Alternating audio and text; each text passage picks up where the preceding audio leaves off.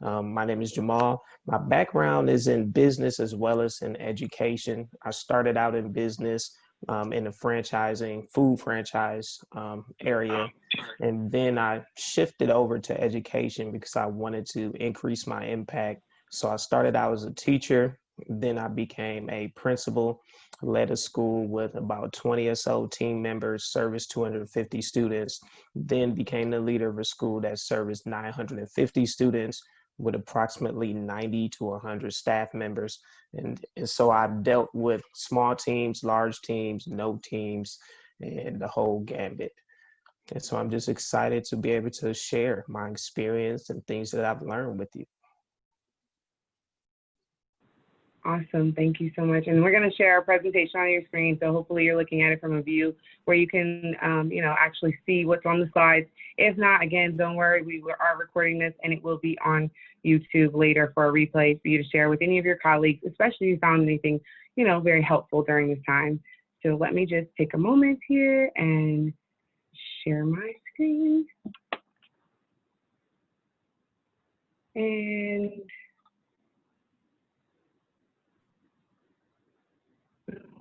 okay. Share. Jamal, can you see that? Yes. Okay, cool. So building your business lead the way. So this is one of the three. I've also have check out Foundation First, as well as Build to Sell with two of my other colleagues in the business strategy world. So first thing first, Jamal, you have the floor. Reflection question. All right. So I just want to ask you guys, you can type your answers in the chat, or you can just, really just think on them, answer whichever way you want. The first thing is, when you started your business, was it like you thought? The idea that you had for your business, the idea that you had in your mind as to what running your business would be like, is it in reality that way?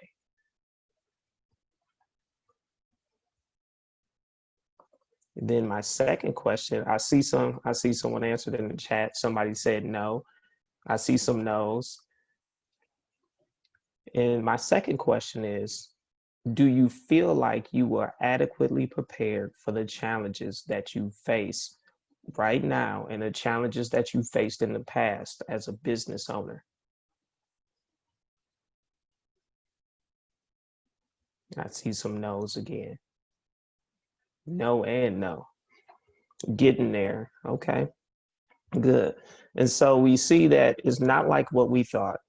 We recognize we weren't adequately prepared or as prepared as we should be. And now that your business is growing, now that you're having traction and experience in leading your business and running your business, you're going to face some unknowns. And so you have to be prepared to manage that growth. Let's go to the next slide, please. I will. And I just wanted to highlight and let you guys know, it's really bold of you, and we appreciate your honesty and transparency when you're identifying that, again, no, you're maybe not as prepared, or maybe the vision hasn't, been able to be foreseen the way you thought it would be. That is areas of growth opportunities for us, right? We can help you navigate through things like this. And so we're excited to be able to share that with you. I just want to say thank you. Shout out to you guys for your transparency. All right, Jamal, next slide. Yeah, absolutely. And those things are normal. The feelings that you feel and the realization, that's normal. And so I'm going to ask you one more question, and Jade kind of led into it, at the beginning, about we prepare to be our own boss, but are we really prepared to lead other people and to be someone else's supervisor? Are we mentally and emotionally prepared for that? If you think you are, go ahead and put that in the chat. If you say I'm starting to prepare, you can put that in the chat. Or if you can say I don't have a team yet, haven't thought about it, you could put whatever your response is in the chat. So I just want to see where we are. Yep, I see someone said getting there, no team yet. I appreciate that. Somebody else said this is one of the hardest things that they've experienced. I feel you. I feel you on that. Um, Somebody said yes, but there are various challenges. Absolutely. Prepping for it through the corporate world. Good, good, good. I appreciate your responses. That's good stuff. Awesome. Thank you guys for your transparency. So on to our next slide, Jamal. Tell us about this view. So here's the romanticized view of leading, and I would say it matches running your business. I call it the Tony the Tiger syndrome, where everything is great. We think that, okay, it's time for us to lead or add some employees to our business, or we think I'm going to run this, grow my business to it until it's a multi-billion dollar company. I'm gonna get some training. I'm gonna listen to some podcasts, go to some seminars, read a bunch of books, and then that's going to help me be prepared and shape me as a leader.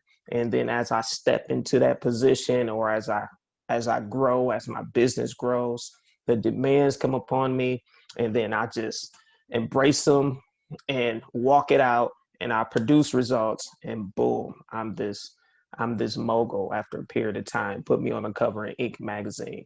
And that's kind of how we had that view of business leadership and leadership, which is okay to have a vision for where we're going to go, but oftentimes it's not as clear cut, it's not as cut and dry, it's not as black and white as we often think it should be. That's more of a romanticized view of leadership. All right, now we're about to tell them what the reality is. Right now, what actually happens in reality is this: is you have the desire, and you understand, okay, I'm growing my business, or I'm about to add some employees, or I have some team members and I'm getting training. And then, but unknowingly, after you get the training, there's a gap in that training, because leadership training and business leadership training, it only provides so much depending on your program. And so there's an unknown gap, and you don't sometimes realize it until you start really walking that thing out. When you add these employees and you start leading employees, when you go from 5 to 10, or from 10 to 20, or from 20 to 50 employees, the more people you add, the more you see, man, I need to help myself grow as a leader so I can help these people grow and take more responsibility and do some stuff in this business. So I'm not still doing everything with a bunch of folks. And so you don't realize that gap until you're actually walking in the position. And then you recognize that you weren't as prepared as you thought, either through the training program or whatever case may be. And I would tell you, when you recognize that you weren't as prepared as you thought, that is a vulnerable place. And that's a place where you have to be careful not to beat yourself up and think, man, I made some bad decisions. Or if I would have read one more book, or if I would have enrolled in that one more master class, then I would be straight. Don't allow yourself to go down that road, because no amount of training, no matter what you do, will get you totally prepared. And so you in that position, it's one of them things where you don't know what you don't know until it's time to know it. And then at that time you're supposed to know it, you should have knew it yesterday. And so it's like, oh my gosh. And it gives you that feeling of overwhelmed, that extra sense of urgency, where it's like, oh my God, I got to figure this out like immediately, because, my business is riding on it. I got clients riding on it. I got, deals I need to go through. I have to deliver. And so you get in that place, and then you start dealing with the requirements of delivery, and dealing with your team, dealing with, meeting the needs of your customers, dealing with everything that goes along with that, because there's an emotional toll that comes with, an emotional weight that comes with dealing with other folks' emotions. And now you find yourself in a position where you're trying to stay afloat, and because you want to produce these results, you're dealing with the increased pressure and stress. And there are four things that normally happen in that place. Some people hit this plateau where they just can't grow because they're stuck in what I call a reaction cycle, and they're just constantly responding, putting out fires every day, all day, and that kind of thing. Or some people quit. They say, forget it. I'm gonna shut this thing down. I can be somebody's great employee and I do good. I earn my vacation days, get my sick days, don't have to worry about it. And then the third option is some people operate in what I call inauthentic leadership. They try to be something they're not because they're trying to push through the challenges, or they find a way to press through authentically and overcome. Go ahead and jump in, Jade. Oh, yeah.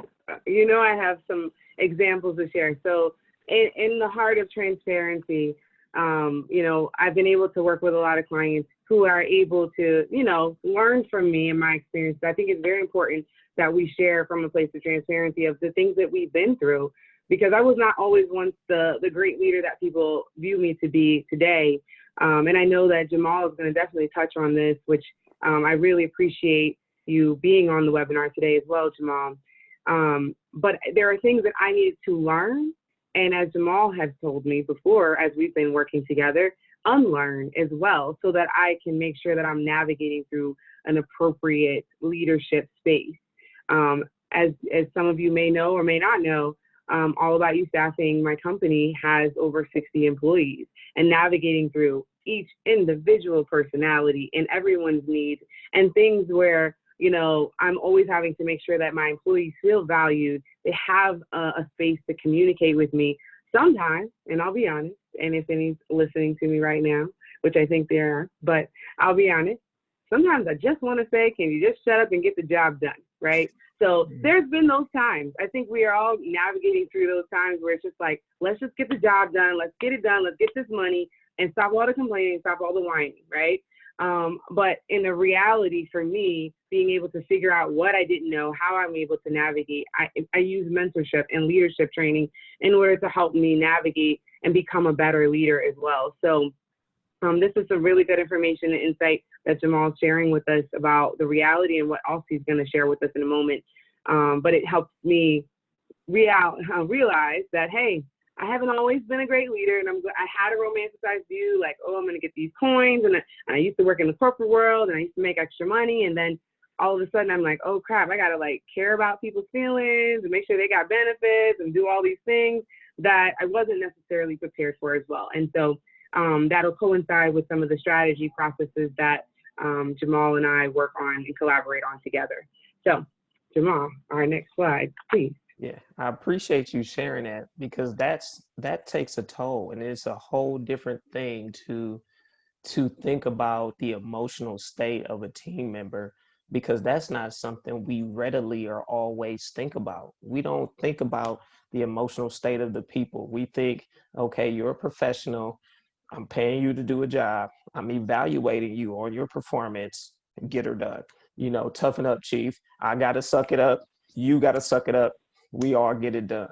But it's a new place to be emotional. And that was hard for me to understand when I became a principal, because I had teachers telling me, treat me like a professional. We want to be treated like professionals. And so I was like, okay. But when I began to treat people like a professional, which is what I thought they wanted, they came right back and said, Jamal, you're too insensitive. You act like you don't care about our needs. You act like blah, blah, blah. You didn't give us enough notice for whatever this event was that we're planning at the school. And I was like, well, what do you want? Do you want me to be the caring Jamal, or the one that treats you like a professional? And it was one of those things where it took me a minute to really figure out how to be sensitive to people, how to treat them the way they want to be treated, how to connect with them and see them beyond their performance, or see them beyond what they could do. It took a minute for me to get that and balance that with accountability, because when I was trying to connect too much, I became the BFF kind of leader. I was their friend. I was there listening to their problems. I was, okay, what's going on in your household today? How can I help you? How can I support you? I'm a listening ear whenever you need it. And then I became that kind of leader, which then I was still out of balance because at that point I was too cool with them. We were friends too much for me to have an accountability conversation. And so it took some time for me personally to figure that thing out.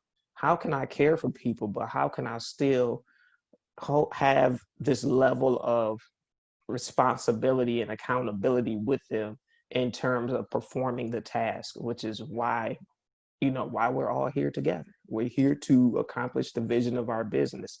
So, so yeah, that's very important. That's a really good point and value add, Jamal. And so someone told me at the beginning of this year, which is quite interesting, because I worked for Bank of America Merrill Lynch for 12 years before I resigned, right? And they said to me, do you think that the CEO is hanging out with all of their employees, Brian Moynihan?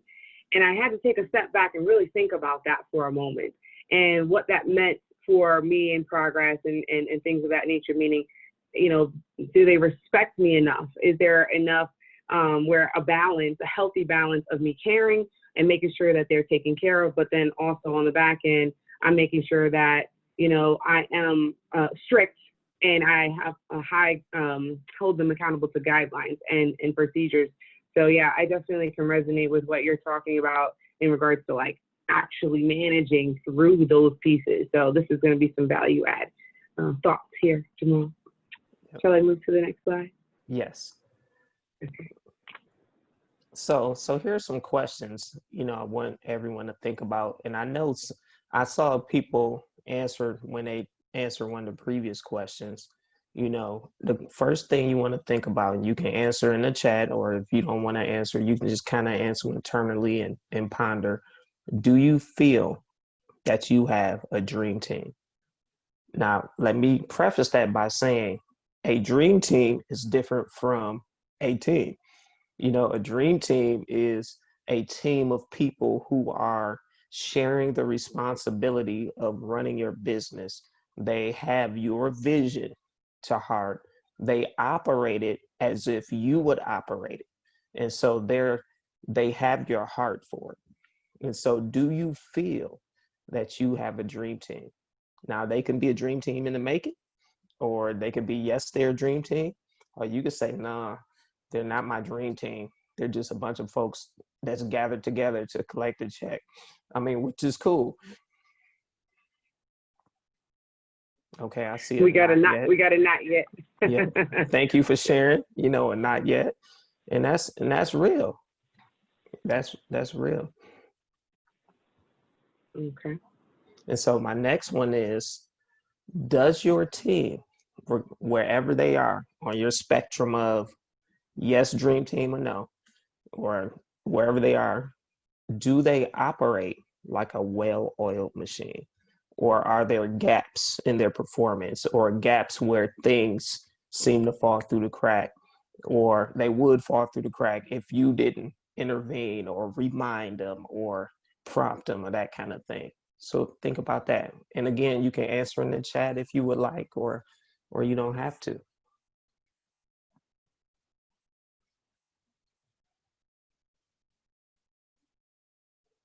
And my next question is, what is your retention rate? If you have a team, if you have employees, what is your retention rate? And if you don't have an employee, these questions, or a team yet, these questions are still valuable, because think about what you would want. If you don't have a team, if you haven't hired anybody yet, think about, okay, what would I want out of a dream team? How would I want them to act? How would I want them to be a well-oiled machine? And what would I want my retention rate to be? And so if you have a team, what's your retention rate and how do you identify it? If you don't have a team, set a goal for what you want or would want your retention rate to be.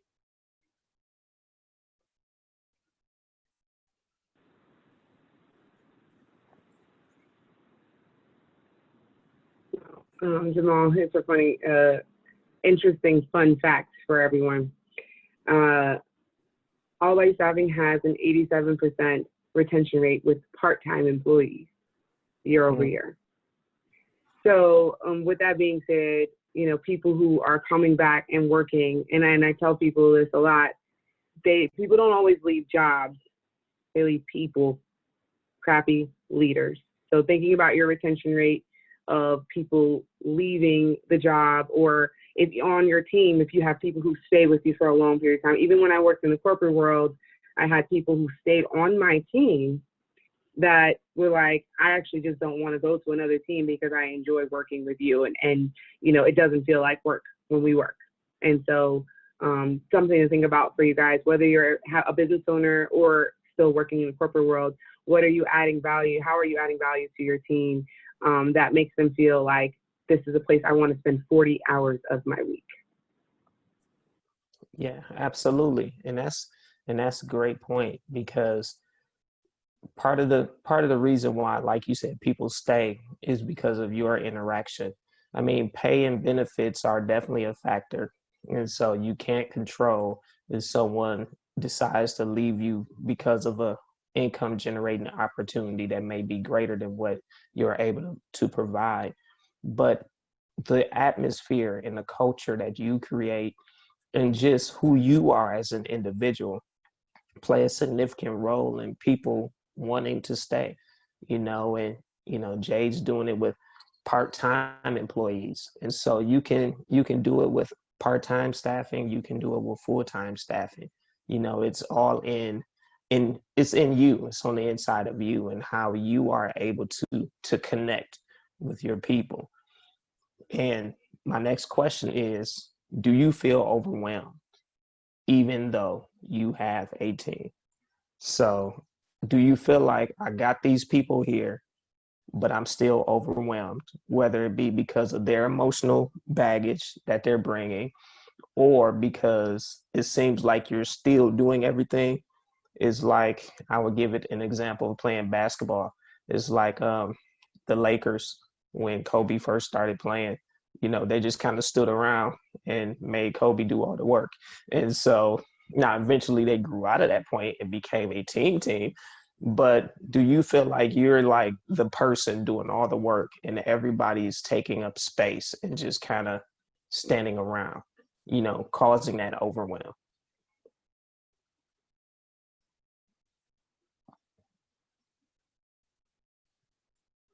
And then the final reflection question is this: have you identified or designated roles? So you have a team of people. Have you really identified the role that you want them to play? Not just, hey, I need you to take the customer orders, but beyond that specific task, have you identified a role? And if you have, do you have a hard time letting go and allowing them to have responsibility for that role, you know, and responsibility of growing and overcoming the challenges that come with that role?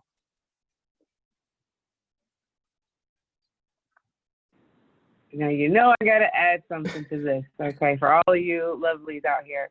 Whether you, again, are a business owner or in corporate world, no, this is transferable. And I see that we have a response here. This is the most difficult task for me as a manager. And, you know, I just work until once everything is done. This is something that I had to realize that I think really resonated with me when someone said this to me. And allowing people to be a blessing to me is blessing them. Because typically I am doing so many different things and tasks, and I have so many skill sets that people are yearning to learn. They are wishing and hoping for an opportunity to even take a smidgen of those skill sets that we have as managers, as employers, because the thing is, they just haven't been able to develop it. They haven't had the opportunity. And so when we start reframing this thought process of, hey, I just need to get it done if I want it done right, and start saying, there is someone out there who wants to learn how to get this done right, and I have to give people opportunity. That doesn't mean let them take advantage of you, but that does mean that we have to be open and changing our mindset in order to allow a team to grow for us. And so if you don't have people yet, whether it be someone that's just helping with administrative tasks or any of those things, being able to navigate through these things and holding them accountable through metrics is going to be something that, again, we're definitely going to help you with. Jamal is going to be excellent at being able to provide how do you navigate through metrics, right, in leadership. And of course, I can assist with building procedures for you. But at the end of the day, it's going to start with a mindset change to be able to say, I'm ready to relinquish this because I'm going to bless someone else who's going to then potentially lift me up on my team or in my business, one of the two. So, and I see we had another comment here, Jamal. I'm going to give you the mic back to you. Thank you. Yeah, I see someone commented and said it was the most difficult task as a manager in corporate. And that person is the type to just work until everything is done. I definitely feel that. If you have that personality, it's like, look, I don't have a stopping time. I just have a task completion time. That kind of lends to that personality. But also I can tell you just want to get things done and get them done right. And it is hard, especially when you get into a rhythm and you have a system for getting everything done. And so you're so used, you could be used to doing it. You could have a system. And then when somebody says, when you have to let it go, they might not do it the same way that you did it or would do it. They may do it in different order, so, and then you might be like, oh God, it's not getting done right. And so you have all of those emotions that you have to process through with letting go and allowing someone else to not just take it, but allow them to even make mistakes in it and maybe improve it. That kind of thing. It makes you feel, it makes you have some emotions. The best way I could say it makes you feel some type of way. It's so, but I would encourage you to have peace and letting go. I was on the other end of that, where my first time as a principal, is funny because my superintendent started the school in this charter environment that I became the principal of. And she was very transparent and blunt and told me the last principal was ran off because of challenges with the staffing, and I have problems letting go. This is my baby. I started the school from scratch. Our first year, we received all kind of awards from the state of Ohio, and this is my baby, but I'm trusting you to lead the school. And I'm like, cool. I appreciate the transparency. I know where you are. I'm gonna do a good job for you. I'm gonna uphold your legacy. I'm gonna help take it to the next level. We're gonna go from great to one level of greatness to the next. And I did my best to learn her heart, to learn her processes, so I could be an accurate reflection of what she wanted. But it still didn't work out, just to be honest, because I still didn't have the freedom to lead the school. Decisions I made were able to be second guessed by the team because they were able to go directly to the superintendent because of their relationship they had with her. They all had her cell phone number. Because they were friends, they launched the school with her. And so I felt stifled as a leader. I felt beat up. I felt like I was a puppet, really. I felt like I was in position, and on the website my name was there as the principal, and I was the one who would get cussed out by the parents, but I really wasn't leading. I felt like I wasn't leading, and I really felt beat up. I lost my confidence. I felt like, man, maybe I shouldn't be a principal. Maybe I need to go back to the classroom, or maybe I need to go do something else.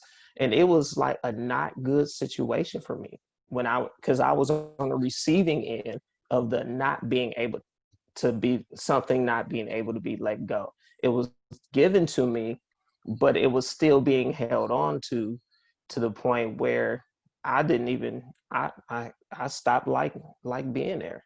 And I didn't really get my confidence back until I left that environment and went to another school. Mind you, in the same charter network, superintendent was like, hey, I'm gonna send you to another school to help turn that school around because I'm letting go of that principal.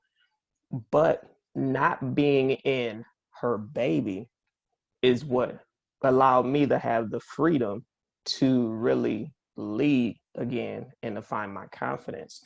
So I share all that to say that when it's hard, when you, if you, I say if you give into the emotions that would try to come upon you when you are delegating to your team, whether in the corporate world or as the business owner, when you're delegating, if you give into those emotions to not fully release, then what happens is you not only stifle the work, but you stifle the growth and creativity of the person who is supposed to be operating at a higher level. That's a great point. Awesome. Well, Jamal, we ready for the next slide? Yes. Okay. So I want you guys to think about it this way. Leadership is a journey, not a destination. Just like business ownership is a journey and is not a destination, it doesn't stop. Leadership is a journey, it's not a destination. Your leadership, your learning and developing as a leader, your ability to lead other people, that's a journey. And I'll tell you that leadership, I define leadership as influence. So leadership is the ability to influence people toward fulfilling a goal. And so that's a journey because you will constantly grow. The people you're interacting with should be constantly growing. And the business that you're in corporate, or the business that you're running, will constantly grow and evolve because your business is an organism, not an organization. So it'll be growing and evolving as you grow and evolve. And so it's a journey. And remember that somebody could be on a similar path as you, could be offering the same product or service as you, could lead a department similar to yours, but their journey is not going to be the same as yours. Your journey is uniquely fit to you based upon your experience, your personality, your skill sets, your giftings. And so your journey is going to be unique. So don't compare yourself to someone else and say, well, we started at the same time and they're here and I'm here. I should be a lot further along. I should be doing a lot better. People should be vibing and connecting with me easier the same way they're connecting with this other person. Don't allow those comparisons to really get in your head or be a part of your world, because those comparisons are dangerous and I would say damaging. Just be clear on, you are where you are. It's okay to be where you are, and you are on a journey, which means you're not going to be where you are forever. I like it. We're on this journey. Tell us what else we can learn from you today, Jamal. Ready? Yep, I'm ready. So Okay. I want to give you guys a call to action. You know, we said a lot about the reality of leadership, and it's the same as the realities of starting your own business. And so I want to give you a call to action. Basically, you can, not basically, but you can schedule, you know, as a result of being on this webinar, a free 30-minute leadership diagnostic, you know, with me, where I can hear specifically where you are on your leadership journey, what challenges you're facing, and help you determine the root cause and help you really move past them. Also, you can join my email list and receive leadership success tips directly to your inbox. Every Wednesday, I do a tip where I share a different leadership strategy, or I talk about a different leadership challenge and provide some strategies, you know, for you to add value to people who hear it. I keep those tips 5 minutes or less because I know everybody's busy, and I don't like to listen to things that are like extremely long myself. And so I try to give them 5 minutes in and out, and it'll be empowering to you. You can also follow me on social media. My social media handle is there, and it's the same on every platform. And if you found this information helpful, please go to leave me a review on Google and just let me know that this information was value to you and gave you some things to think about in terms of your leadership journey, in terms of where you are as far as your business as an entrepreneur, or as a well, I won't say entrepreneur. I like using the term business owner. Um, if you're a business owner without employees or without team members, if you're a business owner with a team member or multiple team members, or if you are working in corporate but you're still in a position of leadership and influence, leave a review if you found this helpful to you. Thank you very much, Jamal, for that. So just to piggyback off of some things that, Jamal has overview, giving you some things to think about. And I want to leave you with this really important note. If anyone has any questions, I'm definitely going to open the floor for questions for Jamal on the last 20 minutes of this, if you want to. But I want to think about it like building a house, right? We are constantly building something great, whether it is processes in our corporate world, whether we're in a business. I want us to reframe and just think about building a house and what are the elements it takes to build a house, right? Just imagine if you were building the house, you were the builder and you did everything from framing, installation, roofing, all landscaping. If you did all of those things, how long would it take you to build just one house? Is it 5 months? Is it a year, right? But when we think about the elements of a house and how we can potentially incorporate multiple people in their lanes, in their skill sets that we have identified, people who have become certified, they went to school for it, people who take a passion and interest in this, people who are looking to make sure that they provide value in the skill sets that you can add to building this house, the roofers and the landscapers and things of that nature. So when you think about your team, wherever it is, start looking and evaluating and making sure that you have the right people in your team, whether it be in a business or whether you're dealing with a corporate team. Because as someone once told me before, and he really made me evaluate a couple of years back when I was a little stifled in growth and I was adding people to the team, and they would say, is that person really a good fit for who you need and what roles you need filled and what skill sets you're looking for? And then I had to reevaluate, just because I like certain person X doesn't necessarily mean that that person is a good fit for what is needed for the next level of my growth as the leader, as the business owner, as the person who's trying to pursue certain goals and metrics or meet them, right?